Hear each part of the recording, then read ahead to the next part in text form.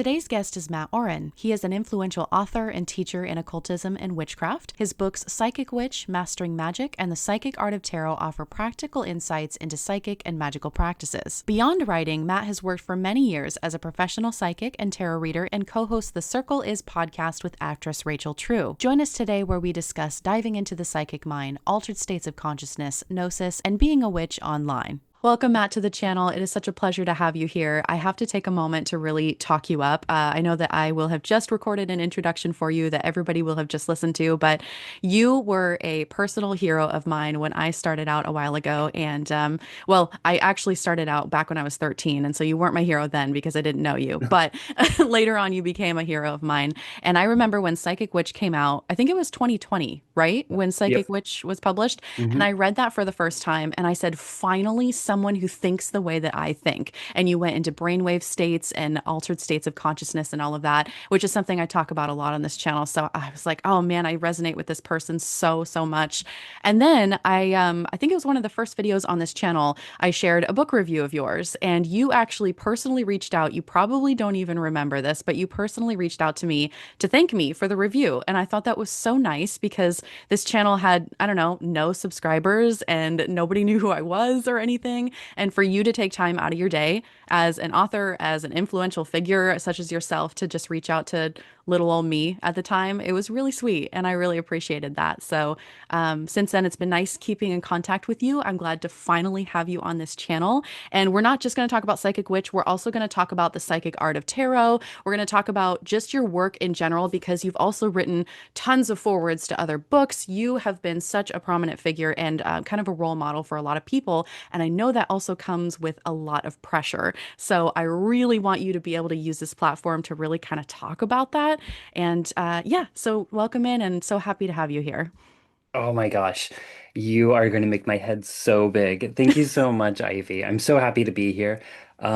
This sounds weird, but like I don't watch a lot of YouTube, like witchy content on YouTube, and you're one of the actual people that when I see a video, I'm like, oh, I want to see what Ivy's saying or who she's interviewing. So, Oh, well, thanks. I hope it's one of the good videos you click on and not like a ranty, I don't know. It might be a ranty one or something. I don't know. But you did recently, well, I think it was not this year. Was it last year that you came out with the Psychic Art of Tarot? I think it was released last fall. I think so Um, too. I it's think it getting to the was, point where everything's kind of starting to blur, yeah. like when things are coming out, because birthing a book is such a long process of like when you start like the first draft versus when it's on shelves, it feels like it's forever. Yeah. So, Yeah, I can definitely resonate with that. And this has been on my list for quite some time, and I finally got around to it. I really want to talk about this first, before we kind of get into your personal life and me picking your brain about a million thousand things. But this book, I really was surprised because I shouldn't have been surprised because it's from you, and I knew I was going to love it. But whenever I look at a new tarot book coming out, I'm like, okay, how many more tarot books do we actually need? Rehashing the same old stuff over and over. And I appreciate your books because you take it beyond the beginner level. You're not just explaining like what the tarot is and all the cards and such. You're talking about working with the tarot from a psychic perspective. So how do you define working with the tarot from a psychic perspective? And feel free to elaborate on that if you want. so that's actually before I answer that. That's funny because in my first draft I had all of that stuff because I assumed Llewellyn wanted that. They wanted the 101 stuff, and my editor was like, "Matt, let's just assume your readers know the basics of tarot." And I was like, "Fuck yeah, let's go full psychic," you know. Yes. So, um w- well, I wrote this book because essentially it's the book I wanted on tarot. Like out of all the tarot books I ever read, especially books that claim to be teaching psychic or intuitive tarot, like a lot of them when I would read them, I'd be feeling kind of like, well, I didn't really get much out of it. Like it was very vague, very broad. For anyone who's familiar with my work, I like exercises, I like how-tos, I like, things that aren't as vague and as open. Um, and I'm not one of those people that are like, oh, let's toss out the little white book, and just kind of make up all our own meanings, because some people will see that as intuitive. For me, it's about accessing information beyond the cards. So, engaging the clairs, The book also touches on mediumship, so like also like working with spirits and just getting more information than the cards themselves than keywords and associations and correspondences. I do think those are important. I do think those are foundational. In the book, I use the analogy of like music, right? So it's Yeah. like being psychic, I compare it to like, hearing music by ear. Some people naturally can do that and can play music by ear, but anyone can learn to play music. And so, like, I see tarot as sort of a structure that kind of puts it as like sheet music, right? Like it makes all this sort of like psychic information that may not be as structured and clear in a more structured and clear way to kind of look at it and compartmentalize all the information. What are the benefits to working with tarot from a psychic perspective rather than just using the symbols and going through the booklet? Because I talk about this a lot too, where I Mhm. do personally feel like a lot of cues can be missed in ritual if we're not Mhm. tuned into your psychic abilities. So, do you Yes. want to elaborate on that a little bit? Yeah, yeah. So I mean, like a big part of it is precision, Mm, right? So without the psychic and intuitive faculties being engaged, a lot of times tarot readings can feel very broad, very vague. It can be very confusing how it's applying to you or the person mm, you're reading for, in a specific manner. The psychic information sort of flushes out all the details because you'll get things that aren't necessarily in the cards, but while you're tapping into the cards, in the reading, the psychic flow, you're going to get more information about what's going on that they need that may not mm, have anything to do with the cards themselves. So this is like images, symbols, symbols as in like your mind, right? mhm, Clairaudience, clairvoyance, just things that I think a lot of professional tarot readers and psychics and mediums have this phenomenon where it's always the thing that they're reluctant to talk about or to bring up in a reading that ends up being the most important thing to say to that person. Because, it's the detail that they need that like really drives it home. For example, like asking if like, like I keep seeing a diamond in my mind's eye, during this reading, like, does a diamond apply to the situation? And I'm just pulling a random example for this. yeah. But it's always that thing that they're like, oh my God, that has very specific meaning. And a lot of the reluctance is because it's not in the card itself. And so they kind of doubt themselves. And so like a lot of my work with psychic ability, and I address it in the tarot book as well, is sort of getting out of your own way. And, my husband calls it the itty bitty shitty committee that lives in your head, so like getting them to be quiet and just kind of trusting the flow and the practice. At the beginning of Psychic Witch, I have one of the first exercises is an immersion exercise where you're essentially like cosplaying like Miss Cleo or like an all-knowing psychic, right? And not worrying if you're right or wrong, just allowing yourself to play and have fun with it. And for development, that's very, very important because it allows you to tap into those abilities and flow without getting in your own way. But Mm, once you are reading professionally, or giving people life advice, it is important to make sure that, you are accurate and that sure. you are established enough in the practice so that you're not giving wrong information with confidence. Well, I'm just so curious as because you read tarot professionally, and I know that we're kind of deviating now from your book a little bit. I am so curious your experiences reading with people. What are some of maybe the common themes that you see coming up over and over again? Or I would also really like to know, I know I'm asking you two different questions here, and you can choose which one you want to answer, but Right. I hear from people all the time. You talked about the itty bitty shitty committee where people are too in their heads and they're too maybe rational and questioning their intuition. Is there something in particular that you would really give as far as advice is concerned to help people get out of that rational mind? I know you've written a lot about that in your books, but even if you have like a brief, bit of advice you want to share here. Yeah, absolutely. So, I think the biggest thing is to not worry about accuracy when you're developing your psychic ability, right? Yeah. Because that's when we start doubting ourselves. That's when we start questioning ourselves. So the thing that I found in like all of my teaching and my workshops and my retreats and stuff like that, when I pair people up, I have the one rule of while you're giving a psychic reading, you cannot say the word no. I'm sorry, if you're receiving a psychic reading, you can't say the word no.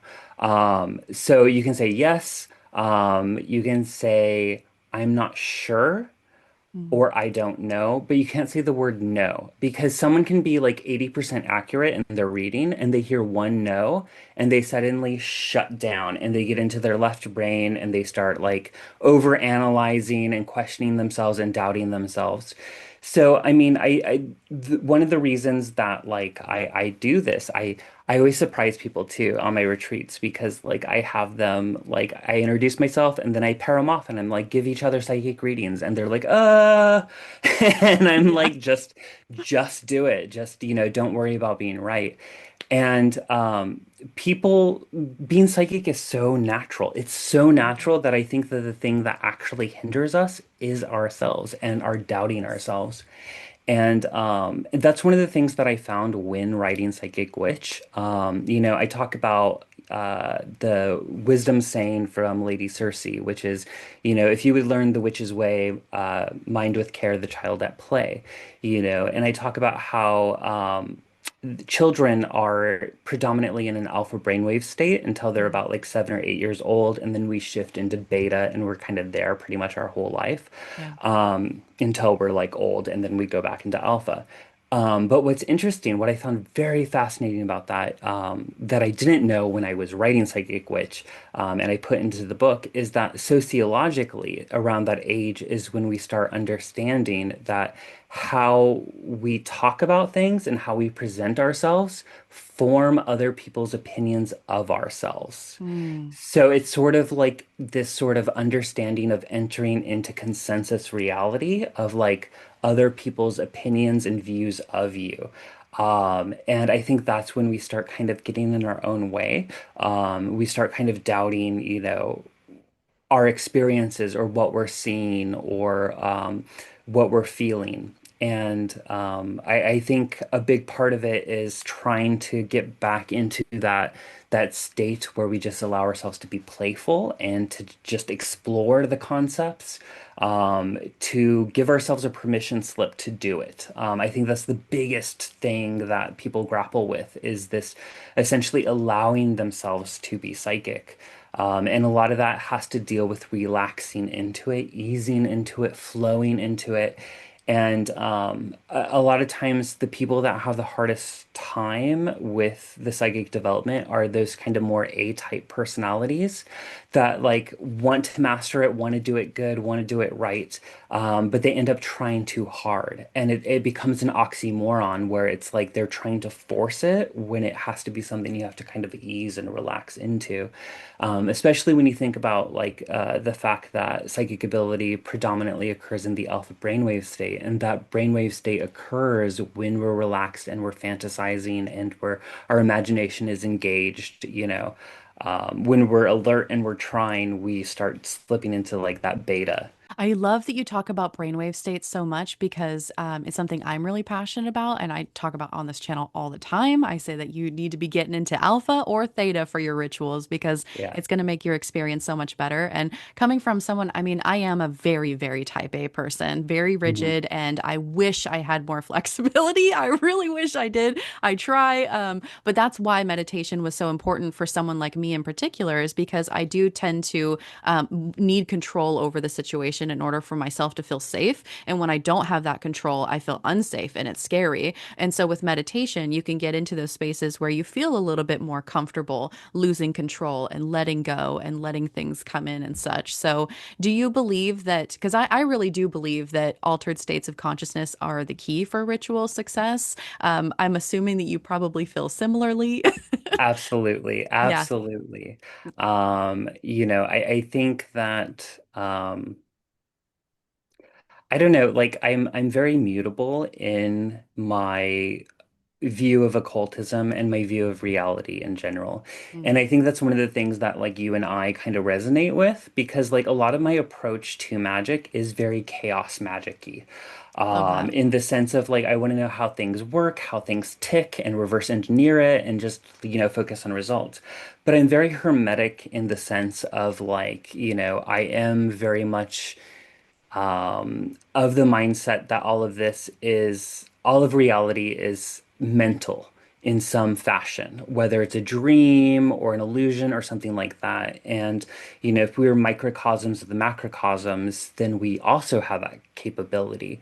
And I think that, if we think about, brainwave states and this idea of like creating things in our head, getting in that alpha brainwave state is definitely going to enhance, whatever you're speaking into reality, whatever you're essentially adding to the dream or whatever. And I know that's like super woo but I think I'm in good company for that. Sure. I'm not as materially grounded as other people that I've come across.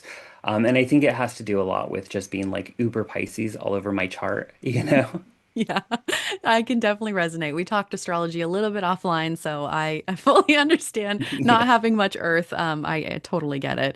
But I really love that you brought up the alpha brainwave state as Mhm. children. You said around 7 or 8, right, is when we Yeah. switch to the beta. And Mhm. for those that are not super familiar with brainwave states, alpha is that flow state. It's that Mhm. dreamy, relaxed. It's the good state we want to be in for our tarot readings and ritual. And we can go deeper into theta if we want to do like deep trance work and astral Mhm. journeys and such. But I think that's interesting you brought that up because so many people talk about how they had these magical spiritual experiences as children and then they get older and as adults they can't experience it anymore because Yes. now they're locked in that beta brainwave state where the critical mind is on, it is alert, and it is rationally thinking and processing all the time.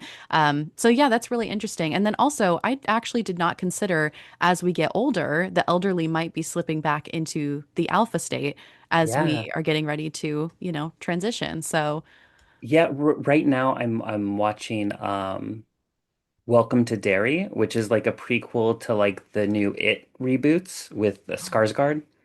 And it's interesting because it, like the creature in the show, can only children can perceive it because of their imaginations, but also the elderly. And I'm like, like, yes, Stephen King has tapped into something with that idea, yes. that like the elderly also. And I think it has to deal with this idea of consensus reality and being involved and ingrained and giving a shit what other people think, and having these sort of like mundane worries and stresses. Mm, I think that's a big factor of it too. This constant feeling of being stressed is going to hinder our psychic ability and our magical ability. yeah. And we are in a very stressful time, in the world and in this country right now. But I think that like, like as you get older, you stop caring about those things and you start kind of focusing more on like what really is important about life other than like the rat race and the drama and stuff like that. Yeah, I think that's a really beautiful perspective. And I think everything you're saying today is the reason why Psychic Witch itself is just so popular and why it blew up. Because it really is kind of a modern classic, right? I mean, I know that you probably don't want to say that about your own book because, for whatever, I'll say it. I think it's a modern classic. I think it's going to go in the history books as one of the most important witchcraft books of like this decade in particular. But you also Very recently, sweet. so it came out with the hardback, right? You just recently came Yeah, out with the hardback, the deluxe version with the black beautiful pages, and I think you got to rewrite it a little bit, right? You got a to little. revise, update it. Yeah, a little bit. So like they let me so I wrote a new introduction for it. So there's the old introduction and the new introduction. Hmm. And then Evo Dominguez Jr. wrote a new forward. So it has Devin's old forward and his new forward. But in the introduction, I talk a little bit about how like I went back and I revised a couple things. Like there's not major changes, but there's things that are slightly clarified. That were kind of hanging people up. Like one of Mm, them was, the first exercise of like the countdown from 100 to 0, 3 times. And like I get that. Like if it was like my own student, like if I was mentoring someone one-on-one, like I would probably be that rigid. But one of the things I emphasize in that book and in my work is this idea of like approaching it like you would like going to the gym, right? Like you don't want to lift the 100-pound weight your first go and feel like you can do it. You want to work up to it. So, I put the emphasis of like start at 10 and then work down, and then just yeah, kind of slowly increase the weight, the metaphorical weight as you keep going. sure. Um, I don't remember what other revisions there were, but I did go through it and I did kind of clarify a couple things. And I added a whole new chapter of more of the mental magic that I'm like super into. And Yeah, I think that's great. I particularly love the amount of discipline because just for me in particular, I know I'm a type A person. But mm, my it reminds me of my meditation teacher a lot because he was pretty ruthless as far as, well, if you can't do this, then go home type of energy. So no, I really liked reading Psychic Witch and starting out with that exercise, the counting back from 100 to 1. And it's so funny you mentioned that because I've had so many subscribers and channel members that start reading your book and they're like, oh my gosh, this exercise is really, really hard. it's a lot harder than people think. It's so Um, much harder than you think. Yeah. Especially in this day and age, like our attention spans collectively are Yeah. like dying because of TikTok and Reels and stuff like that. Like Yeah. there's actually been like scientific papers on this. Like it's killing our attention span. Um, It really is. I am a sucker for TikTok and I feel it. I already feel my attention span going down. So, no, I definitely resonate with that. So, you have, as I've alluded to this whole entire conversation so far, you have been such a prominent figure in our occult community, whether you want to be that person or not. And you've written all these forwards to other books. You've been just an influential figure for a lot of people. I wanted to ask you, this is something that I personally wanted to ask you, and feel free to rant or not rant, but what are some challenges that you've faced? That is a lot of pressure to put on someone and to make sure you're saying everything perfectly at all times but you're allowed to be human. You're just a person sometimes. Go for it. I think that's exactly it though, right? Like that's the challenge is that people will put a projection on me, either good or bad, Mhm. that isn't necessarily me. And it's that parasocial thing, right? Where like people want to connect and whether it's in a positive or a negative way, people want to connect. And I learned quickly, like I can't how would I word this? Like it's been tricky trying to find the balance of like allowing myself to like authentically be me, but Mm, also learning to kind of step back because I'm a millennial, so I'm that sort of transition generation that entered into social media. Where we had live journal and we constantly, and now it's a norm, put any thought you had randomly on the internet, every single thought that enters your mind. And I think that, like, in a good way, what a lot of these projections taught me is that, like, not every thought I have needs to be broadcast. Not every mm, opinion I have needs to be broadcast. So it's been a lot of like curating what I say, and also like it's been a difficult dance with accessibility because I have had problems with stalkers and like scary stuff, and so like it's always like this weird balance of like, well, how can I be accessible to people but also like have boundaries and become inaccessible in other ways, and it's really difficult. You know, it I've had everything from like these crazy like villainizations of like totally fictional stories, mm. um, to the opposite end of like putting me on a pedestal that's like, I had an email recently where someone referred to me as a holy man, and I'm like, Oh, no, no. wow. I'm just honestly, like I'm just a nerd, I just nerd out on this stuff and I'm trying to figure it out just like everyone else. I'm Yeah, on my own spiritual path and I'm just trying to show people like what has helped me and what has worked for me and hope that they find something of value in it. I'm not looking to be anyone's guru or anyone's, spiritual whatever. sure. Um, yeah, I mean, especially because like that never ends well anyways. Like Mm. even if I did reach enlightenment or whatever, like I don't know. My biggest thing, like I even get weirded out when people say they're a fan of me. Like when they say, "Oh, I'm a big Oh, fan," I get a little bit weirded out by that. Like I'm more comfortable when they say I'm a fan of your work. Because a lot of my work is I want you to become a fan of yourself is like the predominant thing, like I'm a witch. Like I'm all about like the self-sovereignty and I want to teach you self-sovereignty. So yeah, I mean there's a lot of it's difficult. It's very, very difficult. sure. It's without getting into like detail about some of these things.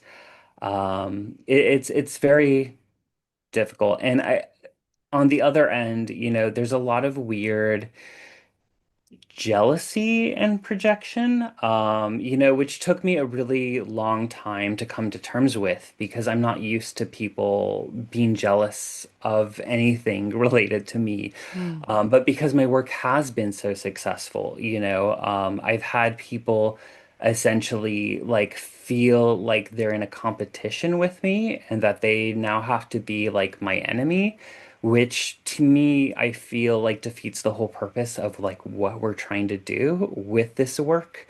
Yeah, I've never treated it as a competition. Like I am all about like, let's do this together, like I want to sure. support other people, but like it's to the point to where like I've also been attacked for like not giving someone the support they expected and then them feeling like that was an attack. But it was Mm. more about like just like I don't have enough time, like That's perfectly understandable. And honestly, that's why it was such a big deal for you to reach out years ago when I reviewed your book for the first time and nobody knew who I was. And I was talking to literally nobody on the internet. And it just, to take that time out of your day and reach out to somebody like me in that moment, it meant so much because I can't imagine being in your position when there are potentially hundreds of people trying to speak to you every single day and how exhausting that might be. I mean, I know I personally experience that now on a smaller scale, of course, but I've gotten to a point where I have completely shut off my DMs. I can't even look at them because there's always going to be that person that wants more time from you than you are able to give. And we need to be really careful with where our energy is going. So yeah, I just think that you do a really, really good job somehow managing to still show up online and be an awesome person. And that's more that's than a lot of other people can say. So I think you do a good job with that. It's really, really tough. it really is. And it's in certain platforms I've had to turn my DMs off too. Mm, One because like especially when like the Instagram imposter thing was going on, yeah. where like a billion people posing to be Mat Auryn or whoever, is like Grand Rising, let me give you a reading, send me money. So I would get all these DMs constantly asking like, is this you? Is this a scam? And it's like so many times I can say or make public posts like, hey, be careful of this.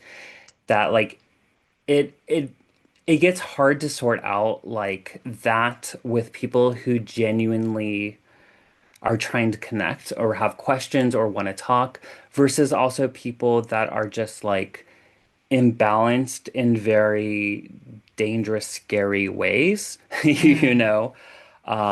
Because like witchcraft can draw a certain personality type yes. that is not necessarily the safest or the most stable, and I'm not trying to like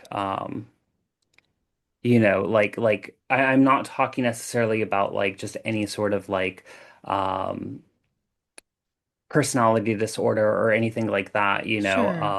or mental health thing, but there are certain forms of it that are dangerous, Yeah. where it's just like completely like, I'm sending you demons, I'm stalking your house, just stuff that's like, okay, well, we need to get legal authorities involved now. Right. Um, I and I agree. think a lot of people like they see the success, they see a lot of what's presented, and they don't see a lot of the background stuff. So, and that's one of the things that I really connected with, like Silver Ravenwolf, who is someone who was incredibly successful in the 90s, and particularly for a woman to be that successful in this genre. She has received a lot of the same crap that I've gone through too. So like I have a Mm. lot of sympathy for her because I can also see like I can understand and relate to things that I think a lot of people don't necessarily relate to or see.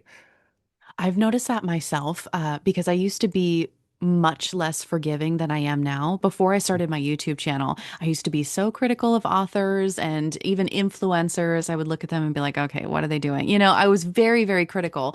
And now, after being online and experiencing the hellscape that it actually is, I'm like, whoa, I actually really, really understand now. And I give authors a lot more grace now. I give content creators a lot more grace because I know how difficult it can be. And it's also interesting that there will be a creator that makes one mistake one time. And I'm not talking about awful mistakes that are totally cancelable. I'm talking Right. about, more innocent mistakes, I suppose. And people are so quick to write each other off. And it's almost as if nobody has an opportunity to grow or evolve or change over time and maybe kind of own up to something they did previously. And then they're like, you know what? I'm growing from here and I'm a different person. It's almost like we make up our minds about who that author is and what they did with their book, and then we never want to speak of them again. We never want to give Yeah. them another chance. And yeah, that's really, really tough. Well, I mean, especially as like Americans, Mm, we are ingrained with this celebrity culture. Like it runs in our DNA of our psyche, right?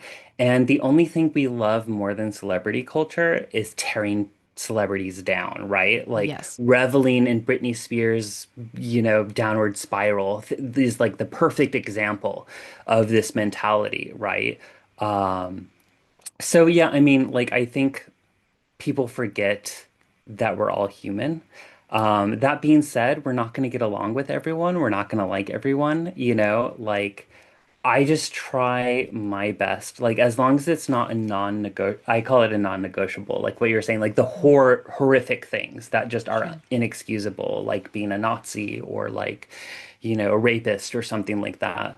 Yeah. Like, I'm still very big on boundaries. So, it's like I wish you well over there. As long as it's Right. a non-negotiable, right? Like I wish you the best life over there. Far Like away from me. Yes. far away from me. Yes. Yes. Yeah. Well, I think that was an exceptional answer for, I know it's tough to answer that as a public figure and trying not to give too much detail about whatever sort of bullshit. And I just think that you're a very real and very authentic person. And it has been nice to get to know you offline because you always wonder when you meet people that you really idolize. And I know that that probably makes you a little bit uncomfortable, I'm sure, to hear people say that about you. Maybe I'll Yeah. try to use different language.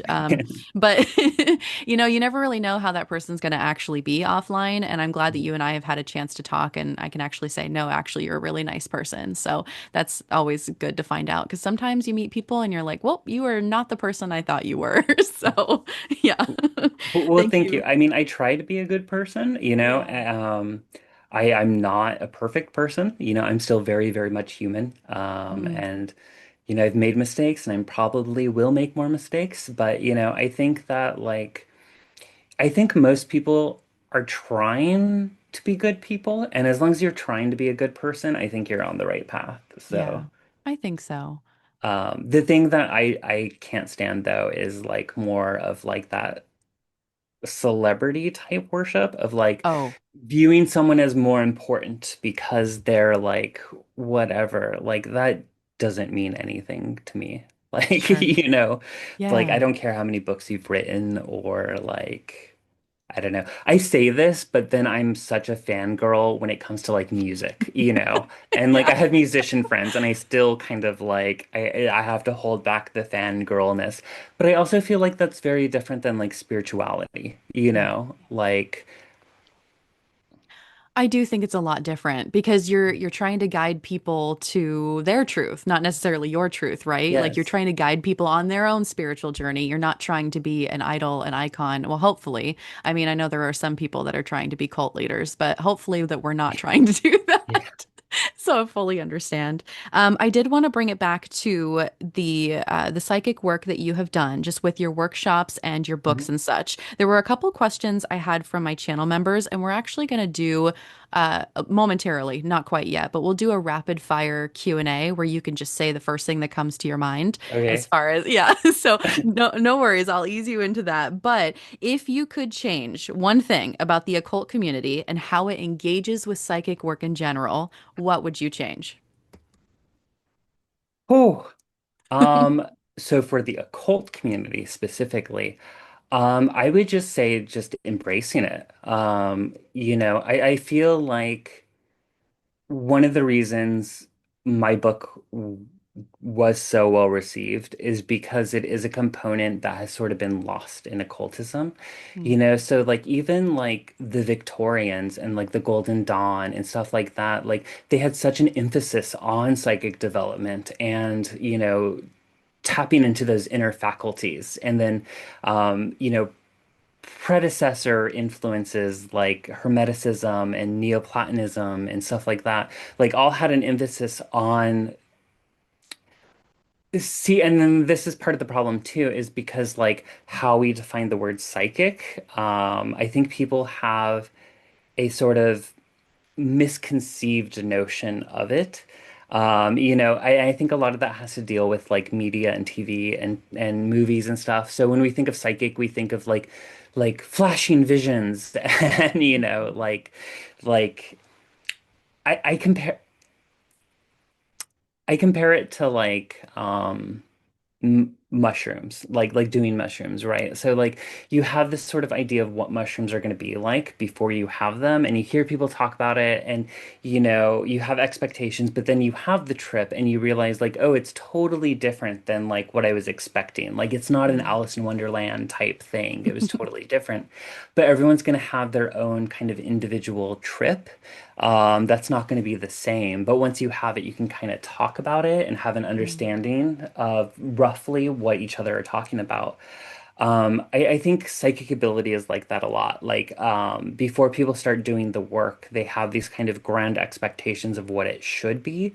When it's a lot more subtler, it's a lot more natural than I think people tend to think when they start approaching it. mm, Because a lot of it it's subtle energy, right? It's subtle is the word. And you can have those grand visions and you can have those like hammer over the head kind of experiences. But a lot of times it's just in the everyday subtle that the psychic information comes through. And I don't even remember the question you asked, No, so this was great. This was great. No, I like what it's you on said with topic. that because I think people think of the word psychic, they think of these grand visions and such, being able to tell the future or always being accurate with their tarot readings. But really, I think anybody who is in the realm of witchcraft and the occult, we're all engaging with our psychic abilities. Every time we sit down to do a ritual, it's so much more subtle than I think most people realize. And I think we inflate the word psychic to be something way more grandiose than sometimes it actually is. Yeah, I So, mean, yeah. even if you think of the word, like psychic comes from the word psyche, right? And Mm, psyche is related to the mind, is related to the soul. So, you know, I often tie the psychic into like, if we go to like the Crowley definition of magic being the science and the art, you know, I see the psychic as the art. It's that aspect of how you relate to it, how your mind flows, how it's that je ne sais quoi that can't be a science. It mm. that can't be, you know, a formula or an ingredient in a spell. It's that extra thing you bring to it. I wrote for a forward that has not been announced yet. it's a book on science and magic. And like one of the things I talk about is how like, do you remember the Emoto experiments that were really big? I don't think so. So this was a Japanese scientist, and what he did was he would take water and he would expose it to different things, like different words or different music or different whatever, and then he would freeze it and then look at the ice crystals. Oh. And so like what he found is when it was like positive words and loving words, it would create these beautiful crystalline structures. But when it was like being yelled at and screamed at, it would be like these really like not symmetrical, kind of like not pretty crystals.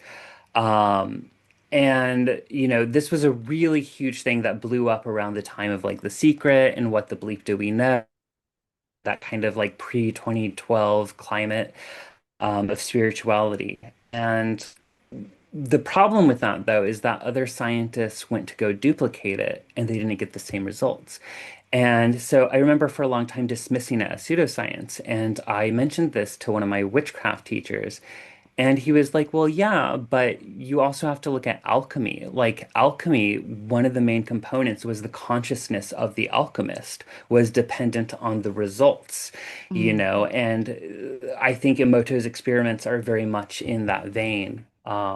So yeah, I mean, I think it's that that that psychic component is that je ne sais quoi to our that makes our magic work that we don't even often acknowledge, like you're saying, or realize. Yes, I love that you brought up alchemy and the transformation of the person actually doing the experiments as well. I get asked all the time, now that I'm working in a lab, people ask me, "Do you do magical experiments while you're at work?"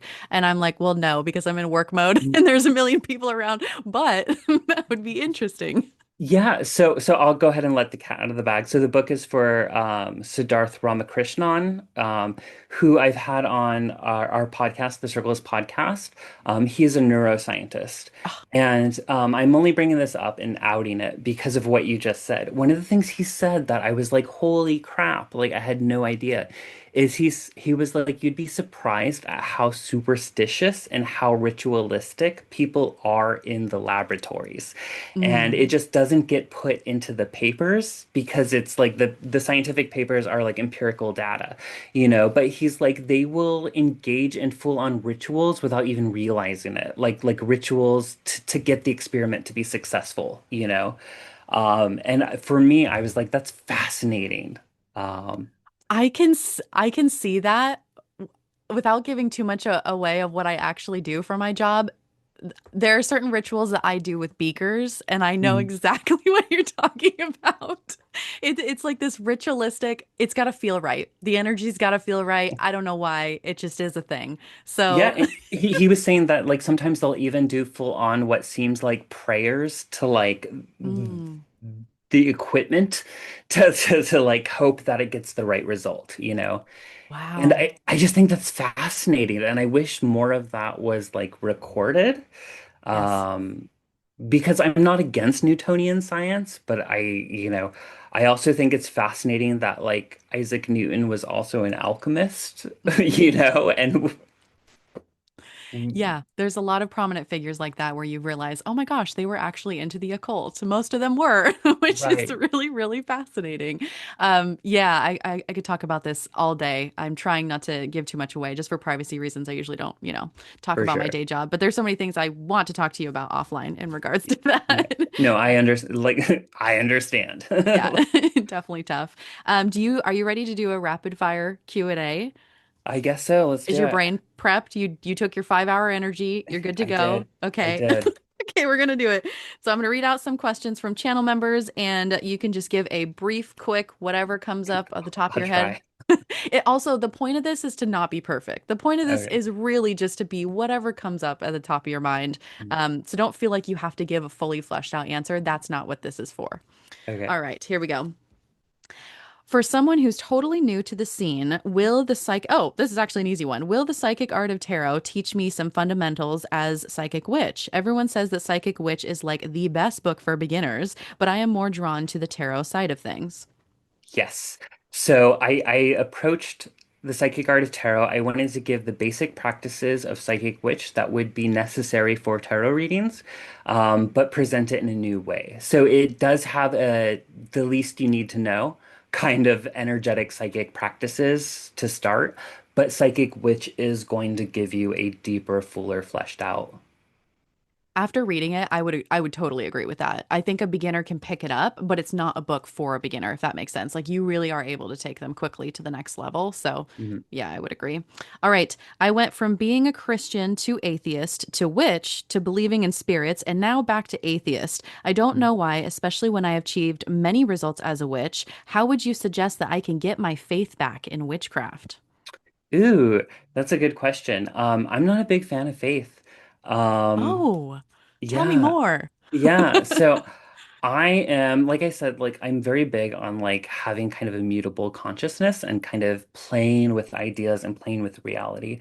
And I'm very big on knowing something, having that personal gnosis instead of having faith in like blind faith in something. Hmm. So I will play with the idea of faith. I will play with it as thought experiments.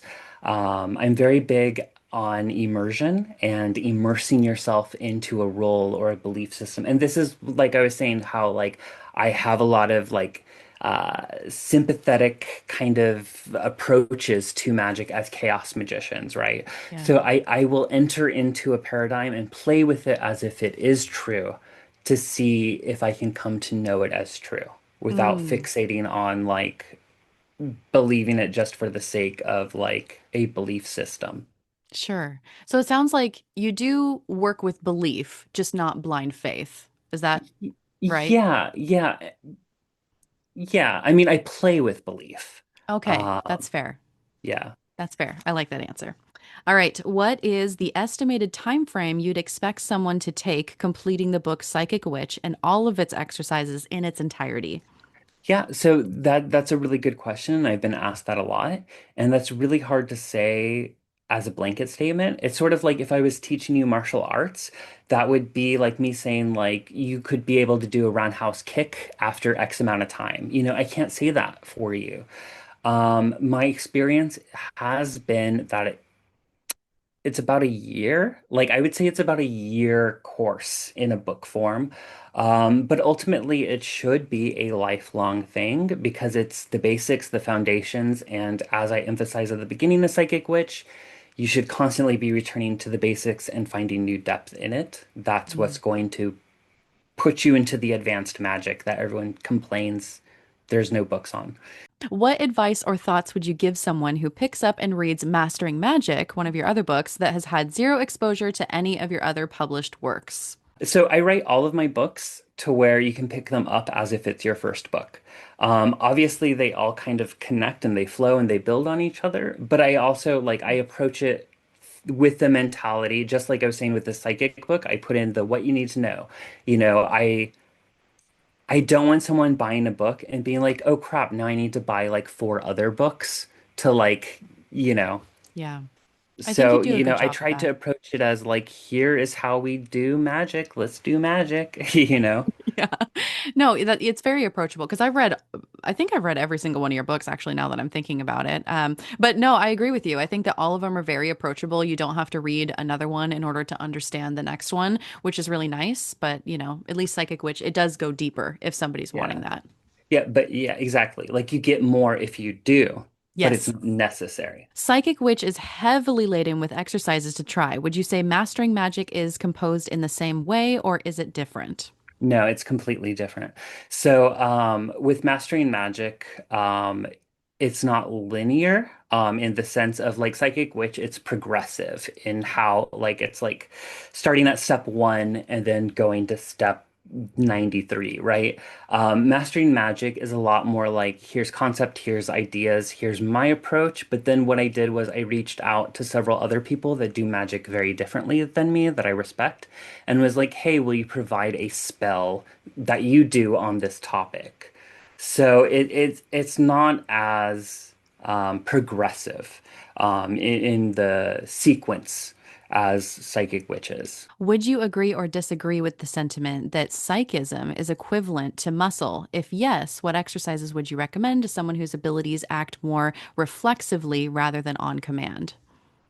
Yeah, I mean, like I said, like psychic witch, like I use that metaphor a lot of it being like sort of like a gym, like muscles, right?